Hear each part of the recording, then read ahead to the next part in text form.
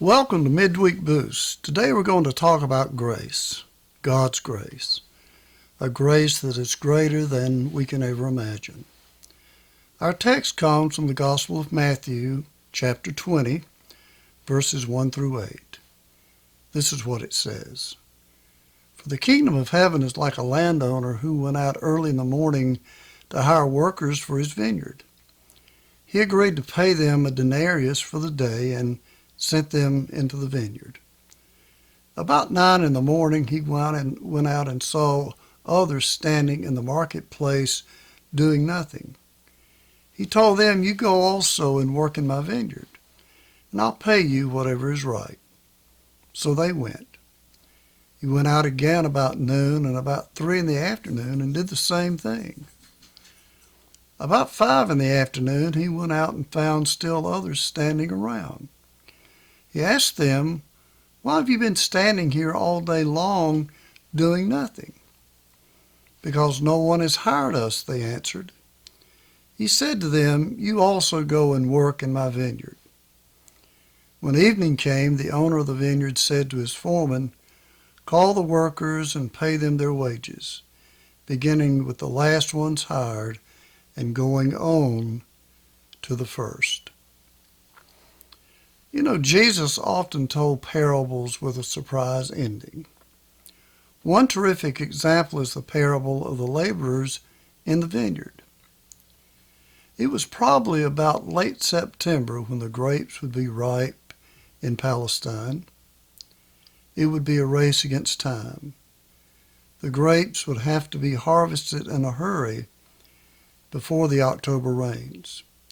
And every available person in the community would be employed at least a day or two to help with the harvest. Very early in the morning, the owner of this vineyard went to the marketplace to find able-bodied workers to help.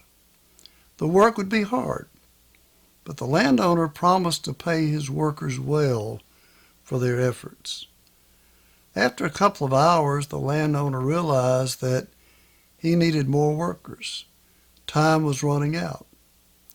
So he returned to the marketplace and found some other men standing idle. So he offered them employment, and they gladly accepted. "I'll pay you whatever is right," he told them.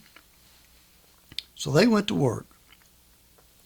Later, he realized he needed still more workers. So at noon and 3 o'clock, he hired more. He still wasn't going to make it. Even with all these additional workers, all the grapes would not be harvested. So at 5 o'clock, with only 1 hour left to work, the landowner went once again to the marketplace and found some more workers. Now the trouble began at quitting time. The workers who were hired at 5 o'clock and worked for only 1 hour in the cool of the evening were paid 1 silver coin. The workers who had worked all day in the hot sun looked on in amazement. And they began to think, if these workers who had worked only 1 hour got that much, then certainly they would receive more. After all, they worked all day. But they were in for a disappointment. In fact, they were outraged, for they received the same amount as those who worked only 1 hour, 1 silver coin. How dare this landowner pay them the same amount as those who had worked fewer hours? It wasn't fair. They felt cheated. Of course, this parable isn't about harvesting grapes at all. It's about grace. And it says to us loudly and clearly that grace cannot be earned. The workers in the vineyard expressed their outrage to the owner of the vineyard. "These last worked only 1 hour," they said, "and you've made them equal to us who have borne the burden of the day and the scorching heat." They really laid it on thick. Their reaction took the landowner somewhat by surprise. In his mind, he had done nothing wrong. He promised them 1 day's wages for 1 day's work. He paid them what he had promised. "Friend," the landowner replied to one of the disgruntled workers, "I'm doing you no wrong. Did you not agree with me for the usual daily wage?" It was true, of course. They got paid what was promised. The landowner did not cheat them in any way. He did no wrong. Then he asked them an interesting question. Am I not allowed to do what I choose with what belongs to me? Here is an important lesson about the grace of God. God's grace is a gift. Whether we've been in the family of God for a long time or a recent arrival, the benefits of faith are the same. God is not interested in being just. He seeks to be generous. Jesus' parable reminds us that no matter how hard we try, we never deserve God's grace. It's a free gift. It doesn't matter how long or how hard we work. It doesn't matter how pious our demeanor. We cannot earn God's love and acceptance because it's poured out freely on us all. Many of us wish it were not so. We might as well face it.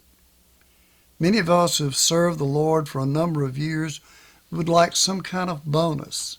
It just doesn't seem fair, does it, that people can waltz in here at the last minute and claim the same benefits as those who have labored for decades. Jesus faced this same dilemma. He was criticized for spending too much time with tax collectors and other sinners and not spending enough time with the respectable folk. And the respectable folks didn't like that. Could it be that God knows some things that we don't? Could it be that the sinner we so harshly judge is closer to God than we might imagine? It's amazing how quick we are to judge other people's situations. The Bible teaches us that only God is qualified to judge. He sees the heart. He knows the inner person.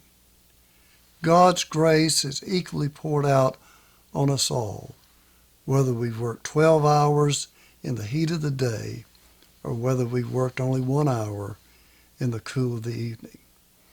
But in order to be recipients of God's grace, we cannot stand idle in the marketplace. At some point, we must go into the vineyard. Here's some good news for the day. You and I, who work for the Master, have a great opportunity. We can be agents of grace on God's behalf. Place yourself for a moment not with the workers in the vineyard, rather the owner has selected you to dispense the silver coins.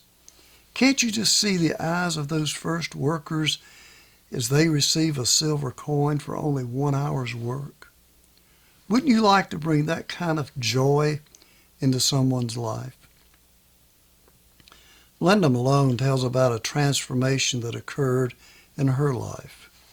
She is one of the millions of homeless people living in the streets and under bridges in our cities across the country.